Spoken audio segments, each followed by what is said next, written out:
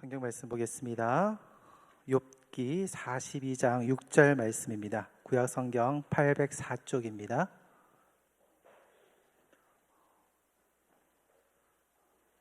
구약 성경 욥기 42장 6절 한 절 말씀입니다. 다 같이 말씀을 보고 한 절 같이 읽도록 하겠습니다. 시작. 그러므로 내가 스스로 거두어드리고 티끌과 제 가운데서 회개하나이다. 아멘. 네, 제가 여기 서기 전에 수많은 사람들로부터 설교 짧게 하세요 라는 협박이 아닌 협박을 들었습니다. 네, 그래서 제가 아무리 늦게 마치더라도 30분 전에는 마치도록 하겠습니다. 괜찮나요? 더 줄여야 되나요, 혹시? 네, 더 줄이고 싶은데 지금 담임 목사님께서 와야 되는 시간이 이제 배분을 해야 되고 30분까지는 해야 될 것 같아가지고 하겠습니다. 우리가 욥기라는 성경을 바라보기다 보면은 저는 어릴 때 그런 생각이 들었어요. 욥기를 시가서라고 얘기를 하잖아요. 그래서 욥기, 시편, 잠언, 전도서, 아가서 이렇게 5개를 시가서라고 얘기합니다. 그러니까 좀 쉽게 어떤 분은 풀어서 얘기할 때 시가서 그러면은 하나님을 찬양하는 시들이 있는 게 시가서다라고 얘기를 하기도 했습니다. 저는 어릴 때 그 얘기를 듣고 욥기니까 빼고 시편, 시니까 오케이. 시편, 전도서, 잠언서니까 그래도 지혜의 문학이니까 그래도 그것들 하나님을 찬양하는 그런 얘기들이니까 그래 넘어가고, 그다음 아가서 그래 사랑을 노래하는 거니까 넘어가고, 그래 그런데 욥기는 왜 시가서? 라는 물음표를 찍었었거든요. 이상했어요. 저는 왜 욥기가 시가서지? 그냥 우리는 욥기 딱 하면은 그 뒤에 얘기 논쟁을 제외하고 이 중간에 앞부분에 있는 하나님하고 사탄의 이야기들, 그리고 욥이 고난당했던 이야기들, 거기까지만 우리 너무나 잘 알고 있잖아요. 뒤에 논쟁했는 건 머리 아프니까 일단 패스하고 앞부분만 읽다 보니까 이게 왜 시가서지? 그리고 뒤에 논쟁들도 좀 머리 아프고 지끈지끈거리고 그랬거든요. 올해 욥기가 큐티 본문이 있었고 새벽 설교 본문이 있었습니다. 이주환 목사님하고 저하고 얘기하면서 욥기 진짜 힘들다면서 투닥투닥투닥.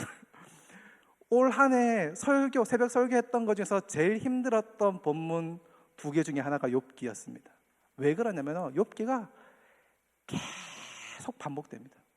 욥기가 그냥 우리가 생각할 때 욥기 한 10장 정도 있을 것 같은데 욥기가 42장까지 있어요. 그러니까 앞부분의 내용들은 얼마 안 되거든요. 실제로 그러니까 사탄과 하나님이 얘기했던 거, 천상에서 회의에서 얘기했던 거, 그 다음에 욥이 고난당했던 그 얘기까지는 얼마 안 돼요. 그 뒤에 계속 논쟁입니다. 근데 그 논쟁이 계속 같은 말이에요. 결국 계속 같은 말이에요. 우리가 이 오늘 읽었던 6절 바로 다음 절에 7절에 보면은 오늘 자막 없습니다. 성경 자막. 성경책 보셔야 돼요. 7절 보면은 여호와께서 욥에게 이 말씀을 하신 후에 여호와께서 대만 사람 엘리바스에게 이르시되 내가 너와 내 두 친구에게 노하나니 이는 너희가 나를 가리켜 말한 것이 내 종 욥의 말과 같이 옳지 못함이라. 그러니까 욥의 그 세 친구 했던 말이 욥처럼 올바르지 않았다. 그러니까 틀린 말을 했다라는 것입니다. 이게 욥기에서도 나왔지만은 제일 앞에 천상회의할 때도 뭐라고 얘기합니까? 하나님께서 사단에게 야, 너 그 의인 욥 봤냐? 라고 얘기하잖아요. 그 말은 뭐예요? 욥이 올바르게 의인으로 살았다라는 말이거든요. 의인이다라고 하나님께서 얘기하신 겁니다. 그리고 제일 마지막 장이 42장 7절에 내 종 욥 말같이 옳지 못하다. 그 말은 욥은 옳게 말했다라는 겁니다. 그러니까 앞과 뒤에 욥은 옳은 말을 했는 사람, 괜찮은 사람이라고 이미 처음 시작과 끝의 결론을 내어놓고 있습니다. 그런데 우리가 중간에 이 대화의 내용을 듣다 보면은, 대화하는 내용을 들여다보면은, 그러니까 엘리바스나 그 다른 친구들의 말이 옳은 것 같아 보이는 것도 보이거든요. 이 말은 맞는데? 틀린 말이 아닌데? 라는 게 있잖아요. 근데 그럼에도 불구하고 하나님께서 아니라고 얘기하는 겁니다. 왜냐면은 욥의 친구들이 얘기하는 거는 보응신학, 그러니까 악인은 벌을 받고 선한 사람은 복을 받는다라는 겁니다. 그게 제일 대표적인 게 바로 잠언이죠. 잠언 성경에는 그게 아주 대표적으로 나와 있습니다. 의인은 복을 받고 악인은 벌을 받는 그 사상이 정확하게 나와 있는데요. 그런데 이것만을 딱 비춰봤을 때는 욥의 이야기를 설명할 수가 없다라는 겁니다. 그런데 바로 잠언 다음 전도서를 보면 어떻게 되는지 아십니까? 보응신학이 안 나와 있습니다. 그러니까 안 나와 있다라기보다는 다르게 얘기하는 거죠. 악인은 점점 잘 돼가고 선한 사람은 잘못되어져 간다. 그것을 보고 전도서의 기자가 뭐라고 할까? 모든 것이 헛되고 헛되니 모든 것이 헛되도다. 약간 허무신학 같은 그런 얘기들을 하잖아요. 그런데 우리의 주위를 돌아봐도 어쩌면 잠언과 같은 일들보다는 전도서와 같은 일들이 더 많이 벌어지는 게 사실입니다. 그렇죠? 그러니까 결국 마지막에는 하나님께서 심판을 하실 겁니다. 근데 우리가 살아가는 이 세상을 바라봤을 때는 어쩌면은 그 보응의 신학들보다는 그 외에 다른 우리가 알지 못하는 고난들, 이런 일들이 벌어지는 것이 우리 주위에 너무나 잘 보인다라는 것이죠. 그러면서 또 엘리바스가 환상의 메시지를 4장 12절에서 21절의 환상의 메시지를 보게 됩니다. 그래서 그것을 보고 욥은 잘못됐어, 끝 하고 결론을 지어버립니다. 근데 이 부분에 있어서 어떤 교수님이, 고신측에 있는 교수님이 책을 내시면서 얘기하시는데 참 동의되는 게, 이 4장 12절에서 21절이 하나님의 말씀, 하나님의 환상이 아니라 사탄이 보여주는 환상이었다. 왜요? 거기는 내용들이 보응의 신학들이 그대로 들어가면서 욥이 잘못되었는 사람, 이런 거 결론을 낼 수 있는 전제가 되거든요. 근데 욥기 처음과 끝에 뭐라고요? 욥은 의인이다. 근데 환상은 욥은 의인이 아니다 라는 것에 이 전제가 되어지니까 이 환상이 결국 계속 새 친구가 얘기하고 있던 그 말들, 그리고 사탄이 얘기했던 말, 사탄이 뭐라고 얘기했습니까? 욥이 돈도 많고 뭐도 많고 이것저것 풍성하니까 하나님을 찬양하고 있지, 욥에게 시련을 줘보십시오, 재산을 없애보십시오, 뭘 없애보십시오, 그러면 분명히 하나님께 대들 겁니다. 근데 그 사탄이 했던 말이 이 환상의 말과 똑같거든요. 보면은 뭐요? 결국 이 말이, 이 환상이 사탄이 이 엘리바스에게 줌으로 인해서 그것들을 머리에 장착하고 욥을 바라보니까 그 말들을 계속하게 된다는 겁니다. 그리고 제일 결정적인 게 있죠. 어쩌면은 우리가 위로한다라고 했을 때 뭐 어떻게 됩니까? 위로한다라는 것은 그 사람을 다시금 일으켜 세울 수 있도록 힘을 줘야 되는 거잖아요. 근데 새 친구가 계속 얘기하는 것들을 계속 조금 천천히 한번 살펴보시면요, 거의 쭉 보면은 꼭 자기 자랑같이 끝나요.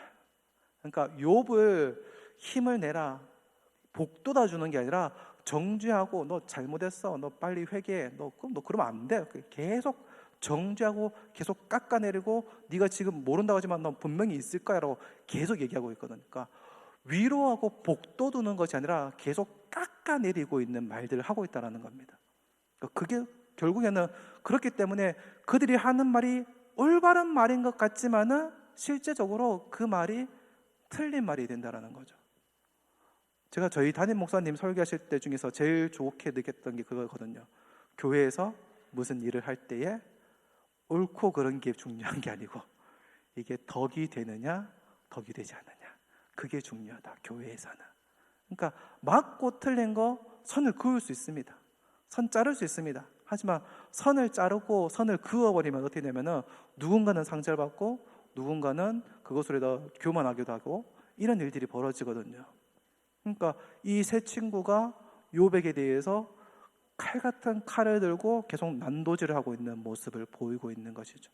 그렇기 때문에 우리가 생각해야 될 것이 무엇입니까? 우리가 다른 사람을 바라보할 때 해야 되는 것이 난도질하고 깎아내리는 것이 아니라 어떻게 해요? 그 사람을 위로하고 다시 일으켜 세울 수 있는 사람이 되어야 되는 것이 우리들이라는 거죠. 그러면서 이제 오늘 42장 6절에 보면은 이게 나오죠. 꼬였다. 42장 6절에 보면은 오늘 말씀, 그러므로 내가 스스로 거두어드리고 티끌과 제 가운데서 회개하나이다 라고 되어 있습니다. 근데 여기서 회개한다라고 되어져 있는데 이 회개한다라는 이 원어가 니함이라는 단어인데요, 이 단어가 욥기에 여러 번 쓰였거든요. 근데 여기만 회개라고 되어져 있습니다. 그러니까 회개라고, 어쩌면 회개일 수도 있습니다. 그런데 회개가 내가 잘못했습니다라고 회개하는 의미보다는 어쩌면 회개라고 한다라면은 그 마지막 부분에 하나님께서 야, 네가 천지를 아느냐? 네가 이걸 아느냐? 이걸 아느냐?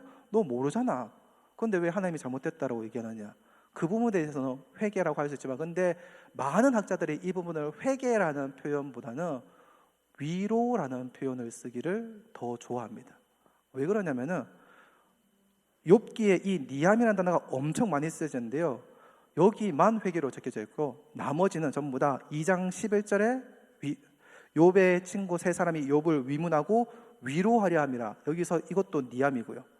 6장 10절에도 내가 오히려 위로함을 받고, 7장 13절 14절에서도 혹시 내가 말하기를 내 잠자리가 나를 위로하고, 그러니까 계속 이 니함에다가 위로라고 되어져 있다는 겁니다. 그 말은 뭡니까? 여기서도 42장 6절도 위로라고 번역을 해도 충분하다라고 학자들이 얘기하고 있다는 것이죠. 뭐요? 위로가 아니라 위로를 받았다. 그러다 보니까 어떻게 보면은 이 욥기서는 우리가 생각할 때는 고난의 책이라고 많이 생각을 하는데, 고난이 아니라 위로의 책이라는 겁니다. 고난이 아니라 위로. 성도가 아프고 고난받는 중요한 문제입니다. 하지만은 그 고난받는 가운데서도 하나님께서 내가 너를 위로하고 있다, 내가 너를 위로하고 있다 라고 말씀해 중입니다. 내가 너의 위로자가 되어줄 것이다 라고 우리에게 말씀하고 있는 겁니다. 그렇기 때문에 우리가 이 시간에 우리가 찬양할 수 있는 이유가 여기에 있는 거죠. 그러니까 시가서인 이유는, 그러니까 찬양이라는 것으로 이 시가서를 정의한다라고 했을 때 욥기가 안 맞는 것처럼 보여지는데, 왜 맞느냐면은 우리가 고난받고 있을 때 하나님은 계속 욥을 위로하고 계셨다라는 겁니다. 내가 너를 위로하고 있다, 내가 너와 함께하고 있다. 어쩌면 우리 가운데서도, 우리의 삶 가운데서 힘들고 어려운 일이 있을 때 많을 겁니다. 아마 이 준비하시면서 야, 그거 아니고 아이씨 왜 내한테 하면 그런데 그럴 수도 있었을 겁니다. 그러니까 서로 상처를 준 것 같고 받은 것 같고 이런 일이 있었을 수도 있습니다. 근데 그럼에도 불구하고 우리가 이 시간에 여기서 기쁘게 찬양할 수 있는 이유가 무엇입니까? 하나님께서 내가 실수하는 그 모습도, 내가 잘못하는 그 모습도 여전히 나를 위로하시는 하나님이시기 때문에, 나를 위로하시는 하나님이시기 때문에 내가 뭘 할 수 있어요? 찬양할 수 있는 겁니다. 저와 여러분들이 이 시간에 염려, 고민들, 걱정들 이 시간에 잠시, 아니 계속 하나님 이거 맡아주세요. 저는 오늘 그냥 감사하고 찬양하렵니다, 하나님께 예배 드리렵니다 라고 고백하시면서 오늘 이 추수감사절, 그리고 이 오늘 전도의 찬양 대회를 기쁨으로 찬양하는 저와 여러분이 되기를 주님의 이름으로 축원합니다. 기도하겠습니다. 하나님 아버지, 감사합니다. 우리를 사랑하시고 우리를 붙들어 주셔서 감사합니다. 매일매일 살아가는 그 시간 가운데 하나님께서 나와 함께하여 주시고 나를 붙들어 주셨고 나를 위로하여 주셨습니다. 나를 위로하시는 하나님이 있기 때문에 내가 하나님을 또한 찬양할 수 있습니다. 나의 찬양을 받으시기 합당하신 그 주님을 오늘 정말 기쁘게 찬양하는 자들이 되게 하여 주옵소서. 예수님 이름으로 기도합니다. 아멘.